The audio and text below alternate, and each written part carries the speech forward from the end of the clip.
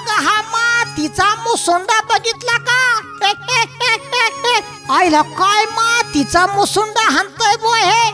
हा आहे शिनारी वर्षा कंपनीचा, जगातील सर्वात शक्तिशाली कंपनीचा फक्त 6 HP पॉवर विडर. बयाधनी लयच बेस्ट आहे बघा.